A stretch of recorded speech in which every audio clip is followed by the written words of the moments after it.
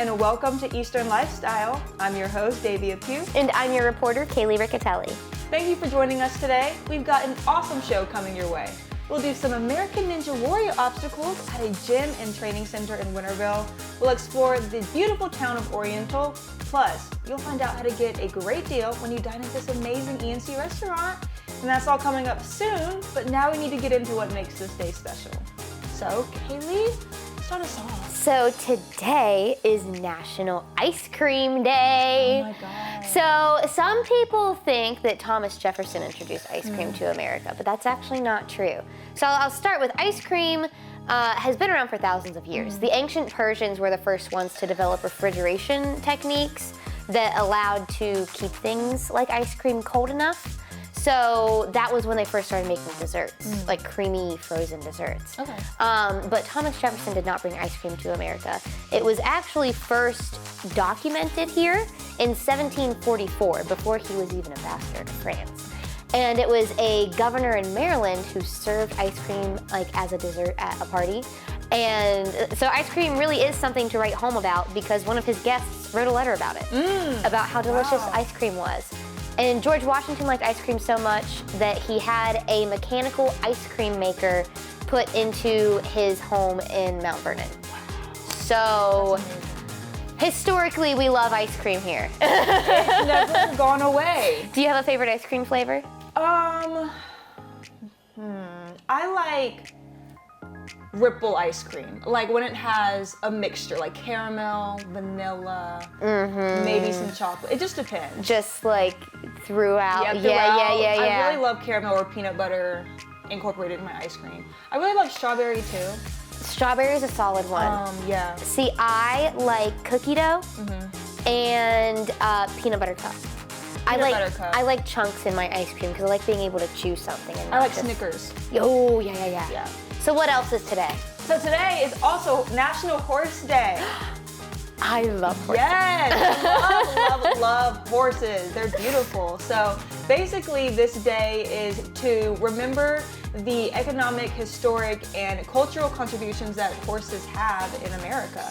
I mean, it dates back to, centuries ago, and horses were used as transportation for, transporting food and supplies or, whatever was needed at the time. And this day was created by Congress in 2004. So it's not, that old of a holiday, actually. And the fact that Congress, recognized it is pretty great. Yeah. Because horses have been around for a long time, and they've made significant. We still measure cars in horsepower. Yeah, I know. Exactly. There's a blueprint. And they're still used today. I mean, there's horse racing. People ride horses for fun. Have you ever ridden a horse? I have. I love horses. I've ridden horses quite a few times. I used to ride horses competitively from about ages maybe 10 or 11 until I was about 12. Okay. So for a couple years, I did little horse shows. I love that. Got a few ribbons. It was fun. That's amazing. That's awesome. And we'll show y'all some pictures as well. And guess what is going on tomorrow? What? The Winter Wonder in Winterville. Ooh! I know. Very fun. So the town's Christmas festivities will be from 2 to 6 p.m. at 252 Main Street. You can enjoy crafts, food trucks, entertainment, and even a tree lighting ceremony at 5. It'll feature performances, a giveaway, and the reading of The Night Before Christmas. Do not miss out on the fun. That sounds so fun. So fun. If there's one thing, I always say, if there's one thing about me, I love whatever. I say that about so many things. But if there's one thing about me, I love a tree lighting ceremony. Oh, I know. And it's going to be a Christmas market there as well. Just a lot of fun stuff going on. I love Christmas. I love Christmas. it's just the best vibes. I don't know if I've ever actually been to a tree lighting. Really? Like, I've seen lit up trees, but I've never actually been to, like, a tree lighting ceremony. Gotcha. Yeah. Well, maybe you gotta head out. Maybe I better be out there. Yeah. So at the beginning of our shows, we want to connect with you. If you've captured amazing moments that show the best of what ENC has to offer, that you'd like Kaylee and I to react to, share, or know, just be sure to scan that QR code, fill out the quick form, and send us your pics and vids. Coming up, I'll be tackling some ninja obstacles at this local gym and training center. Catch all the latest and past episodes at WNCT.com/Eastern-Lifestyle.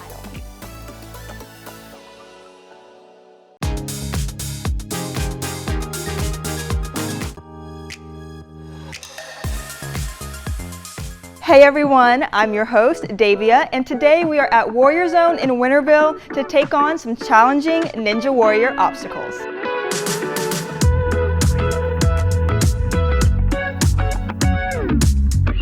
I am here with Rick, the co-owner of Warrior Zone. Thank you so much for being with us today. Absolutely, glad to have you here. Thank you. So, can you tell us what Warrior Zone is all about? So, Warrior Zone is a ninja obstacle training facility, similar to the TV show American Ninja Warrior.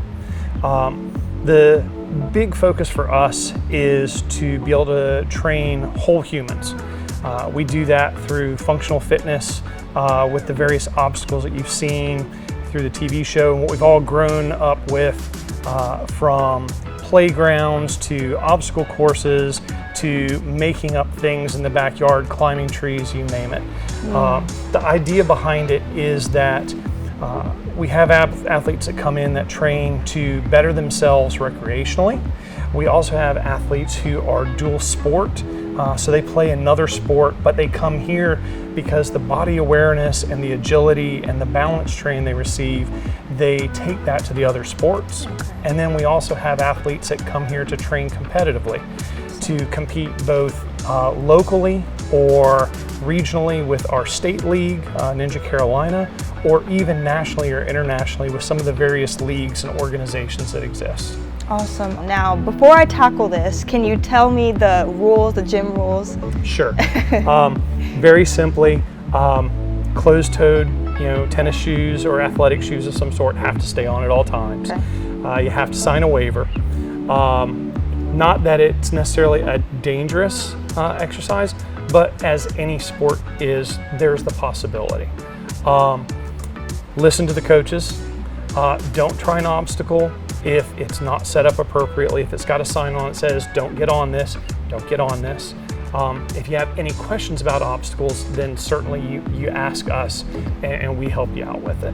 Awesome. Well, I'm excited to try this out. Thank you, Rick. Absolutely.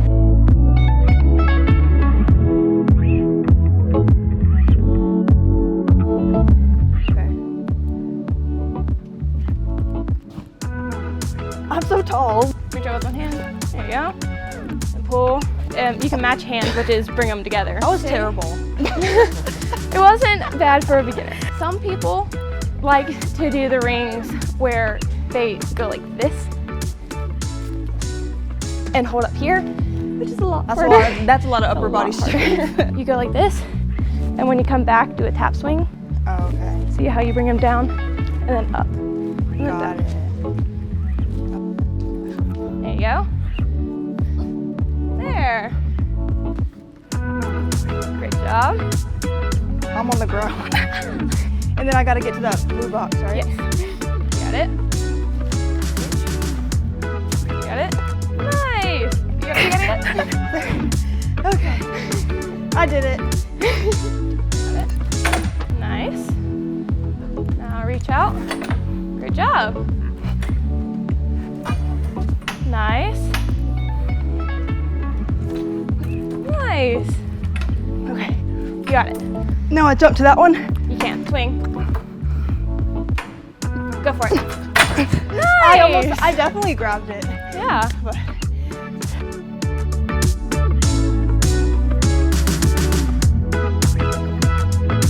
that was definitely challenging, but a success. I had so much fun. You all should definitely come check Warrior Zone out. Be sure to stay tuned for more on Eastern Lifestyle. It's time for the moment of Zen. Use this time to calm your mind, whether that's by taking a few deep breaths or meditating. Let go of any distractions or stress and focus on the present. Use this time to relax and find peace.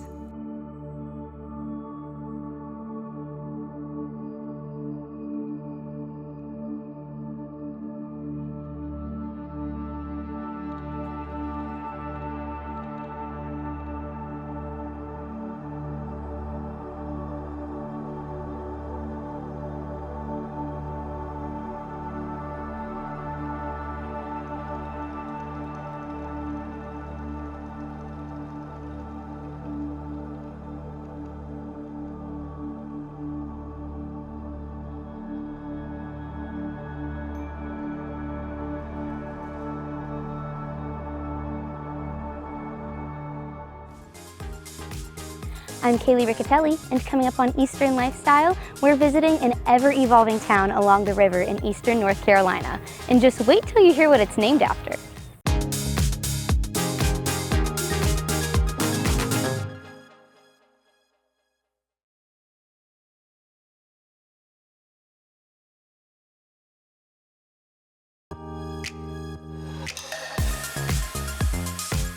You may know the town of Oriental by either its boats or dragons, but there's so much more to this community along the Neuse River. And the first stop is the Oriental History Museum to get a little background. Well, Oriental was always sort of a farm, early farming area. From that humble beginning, it went through what I would call several different periods of what I call Renaissance. How it got its name was sort of an intriguing story. At the time, the U.S. Postal Service was trying to eliminate misdirected mail.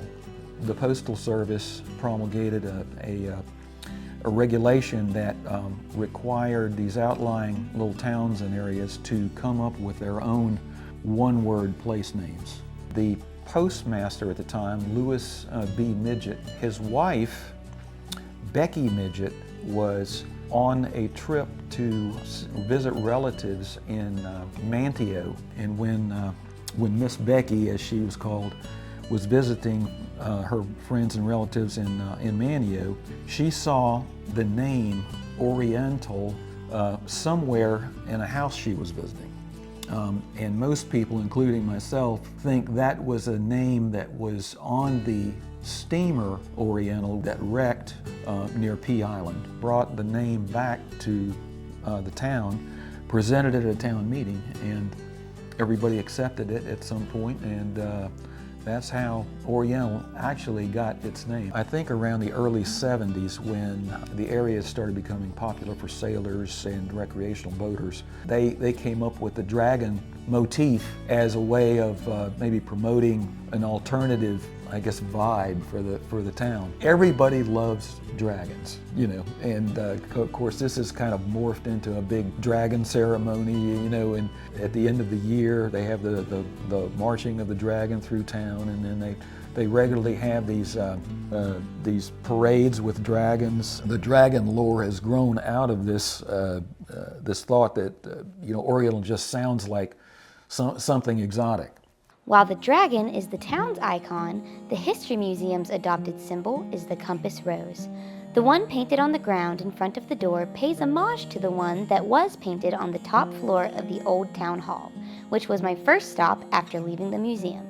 During World War II, women stood watch on the second floor and used the compass to report what direction they spotted possible enemy aircrafts coming from. A few of the public buildings from the past, like the old town hall or schoolhouses, are now residential or otherwise repurposed, but the town still makes every effort to preserve and bring awareness to their rich history. Sometimes half the battle of going to school is physically getting there, and in a fairly rural area before cars were widely accessible, that wasn't always easy. Until 1917, when the Pamlico County School System inaugurated North Carolina's first motorized school bus for use here in Oriental. The life of the town is right by the water, where boats bring all kinds of people in and out of Oriental. Cafes and shops are teeming with plenty of interesting folks to meet. One of the things that I found very fascinating about the town was, you know, where'd all these people come from? Well, Oriental is right on or just off the Intercoastal Waterway. So you have boaters coming north and south that stop over to Oriental. You might be sitting at one of the restaurants here and engage in a conversation from somebody from England or South Africa or Spain or Canada or someplace like that. It's time for the life hack of the day. Did you know that you can use the spacebar on your phone as a cursor to edit your text? Instead of tapping to move the cursor, you press and hold down the spacebar. This will turn it into a cursor, letting you slide it across the text to easily place it where you need to make edits. Ah, see, I've used that several times because I am awful at typing. Yeah. So Sometimes I don't even mean for it to come up, but it does. exactly, And and it makes it easier to tap in the right spot you need to fix something. Exactly. And another spacebar hack: if you hit the spacebar twice, it automatically puts a period in there. I love that. Because I think it was like with old, like with typewriters, I think you would have to like double space after Oh, a yeah. period.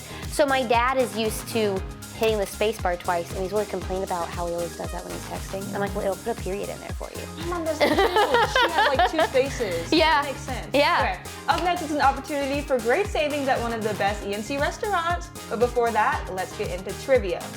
So the Venus flytrap, a carnivorous plant, is native to North and South Carolina. Is this A, true, B, false? We'll have the answer after the break. Stay with us.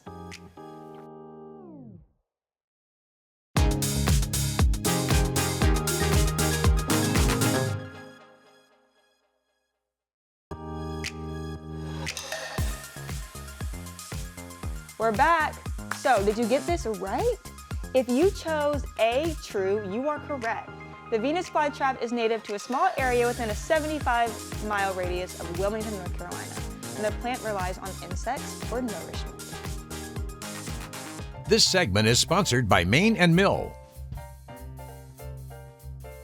Welcome back. I'm your host, Davia, and it's time for Be Our Guest, where we help you save money while having an amazing dining experience.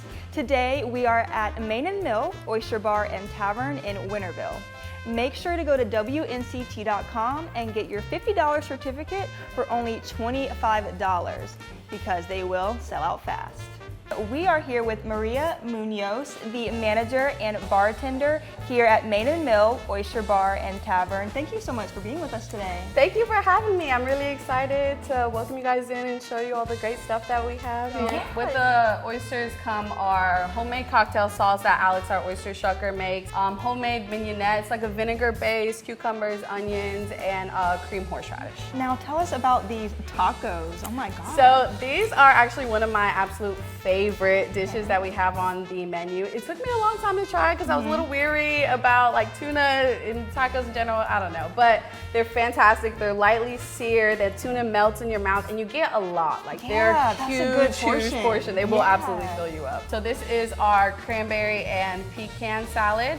It's got blackened chicken on it. It doesn't come with it, but you can add any protein you want: salmon, shrimp, crab cake, whatever. It has fresh blackberries, a delicious homemade blackberry vinaigrette, candied pecans, goat cheese, onions. It's really, really good. And it's all over bed spinach. Love So that. super healthy, a great option. Yeah. And another great size as well. Yeah, Great portion. that's something here, like you are gonna be full. That's amazing. Yeah. That's great.